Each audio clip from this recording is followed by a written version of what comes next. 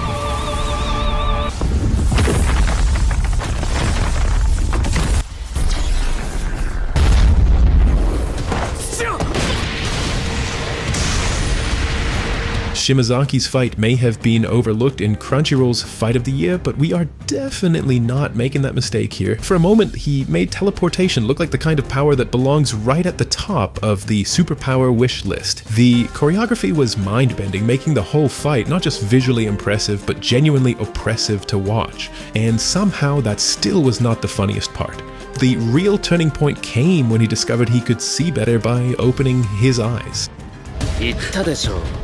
何人いても同じだと。天道楽天や。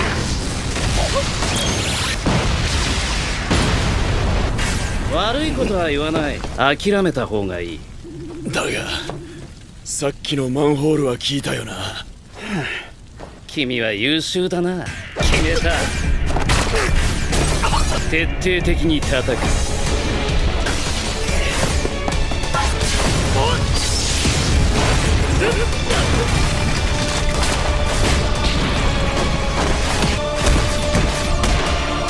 そろそろ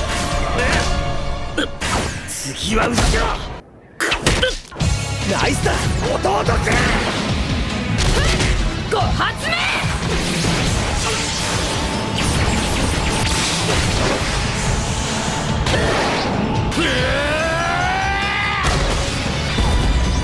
集中しろこの場にいる全員が超能力者マインズアイ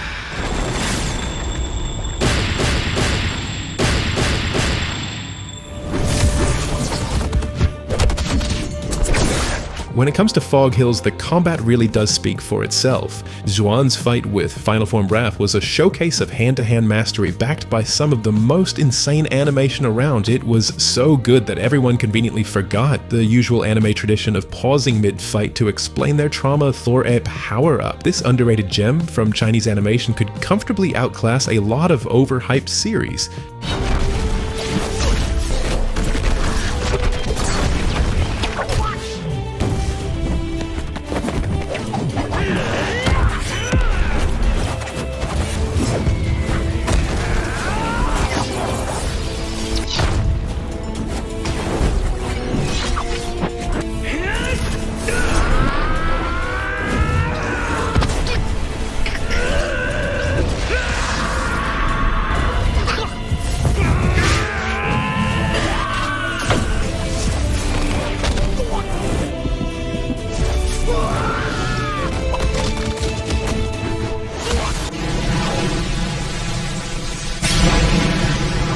Gojo basically used a late-game boss as teaching material for his student. This was not just a fight, it was a schooling session on what the absolute peak of sorcery looks like. At first it feels like complete disrespect, but then Season 2 comes along and makes it even worse by showing how dangerous Jogo actually was. That just makes Gojo's domination here look even more ridiculous in hindsight. He traumatized Jogo so badly that later on he stopped talking nearly as much while setting people on fire in Shibuya.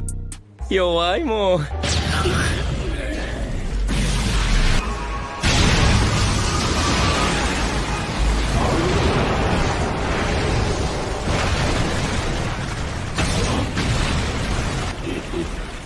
大艦鉄地戦無料空所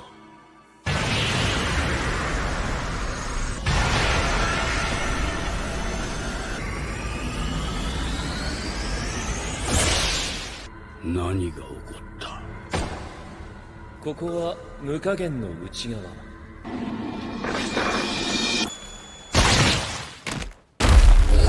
術式展開。破壊殺羅針。Rengoku took on an upper moon with no mark, no preparation, and no real support, yet still delivered one of the most incredible performances in the series. In fact, he came frighteningly close to soloing a rank 3 upper demon with a little help from the Sunrise. The fight was overwhelming both in combat and in emotion, and that is what made it hit so hard. His courage never wavered for even a second, pushing him far beyond his limits as he stayed true to his promise of protecting every life on that train.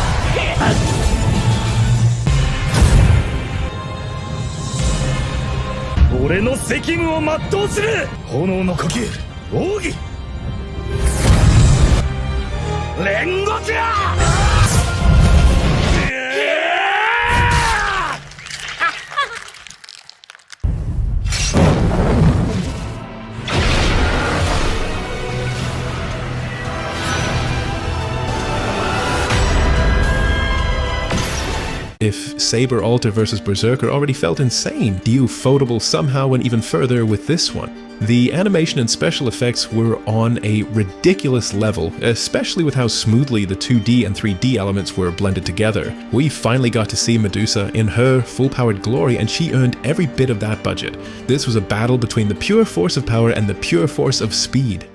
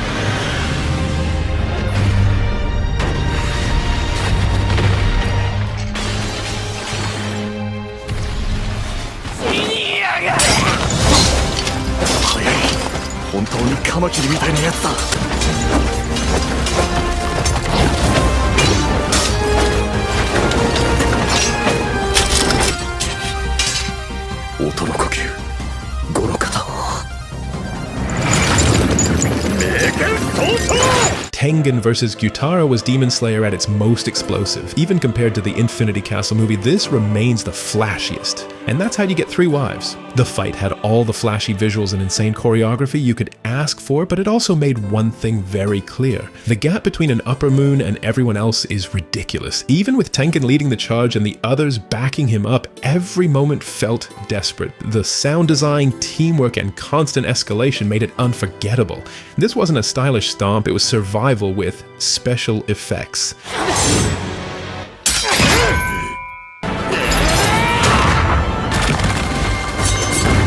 譜面が完成した。笑わせるな。勝ちに行くぞ。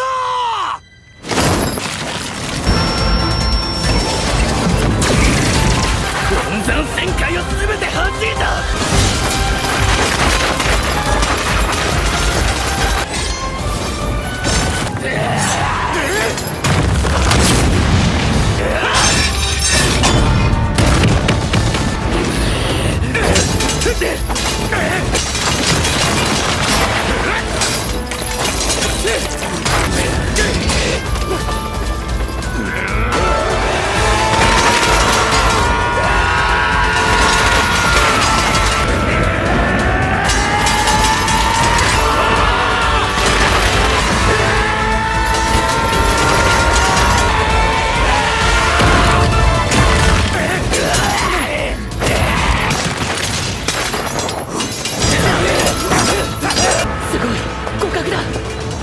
それじゃ勝てない。止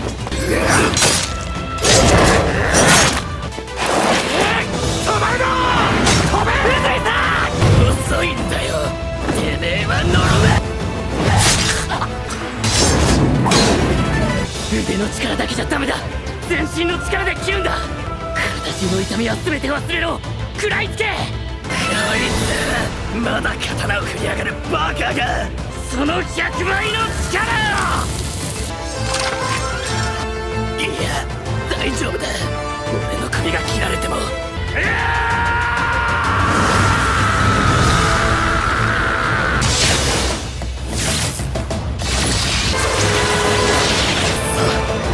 う力が。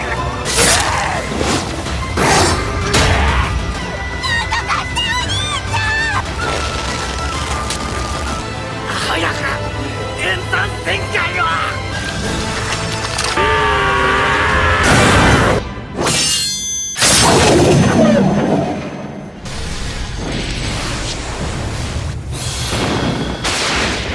No enemy, past or present, wanted to face Yamamoto head-on, and this fight makes it painfully obvious why. His battle against the imposter was not a fight so much as a public demonstration of why old men in anime should never be underestimated. His flames were so ridiculously intense that he practically had to lower the settings just for the audience to see what was happening. This wasn't just a clash of power, it was a complete cremation of the battlefield.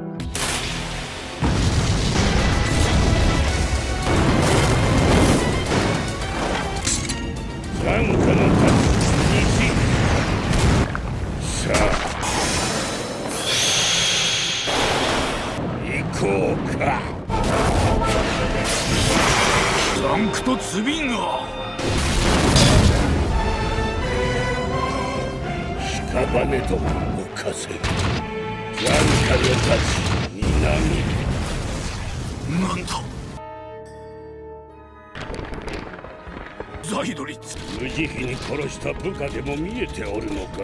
うはばは残火の立ち下天地怪人。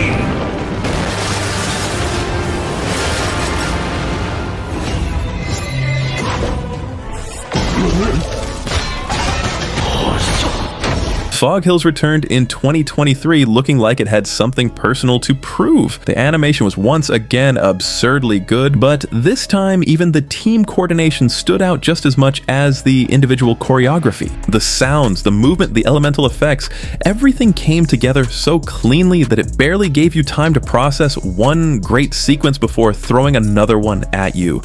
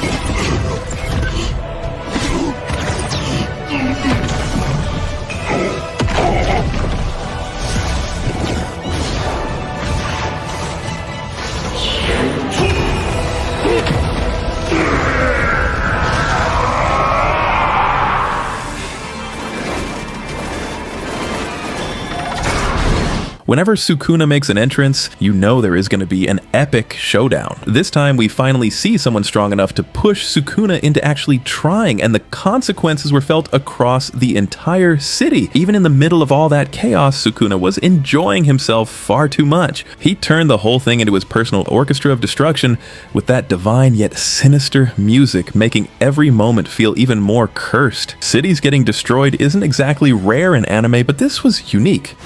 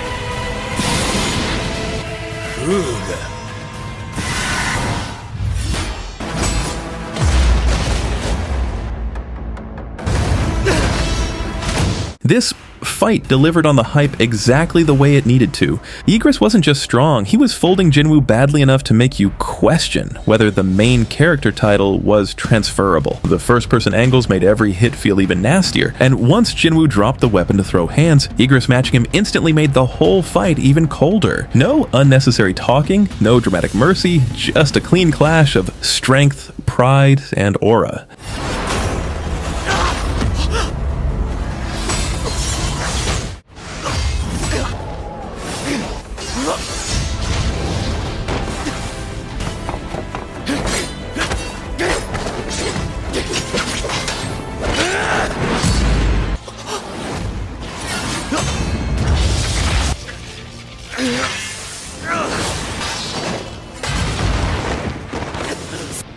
こいつに勝つ方法なんてあんのか。けど鎧の中までダメージを与えるためには余裕ぶっこいてんな。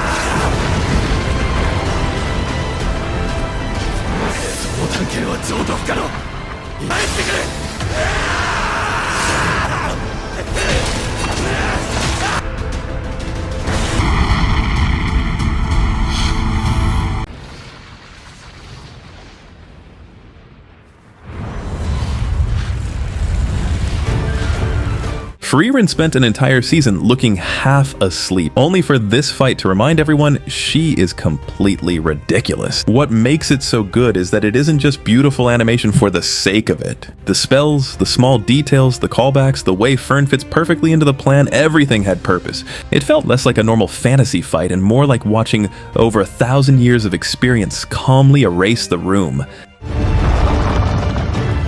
想定の範囲内だね。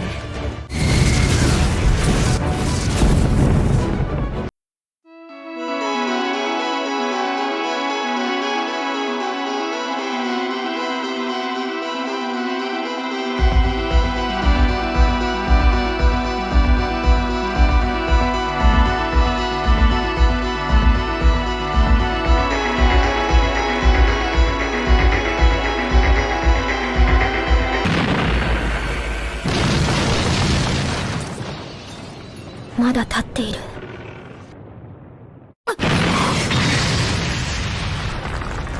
何が起こった？攻撃された。すごいです、フリーレン様。これが魔法の高みなんですね。隙だらけです。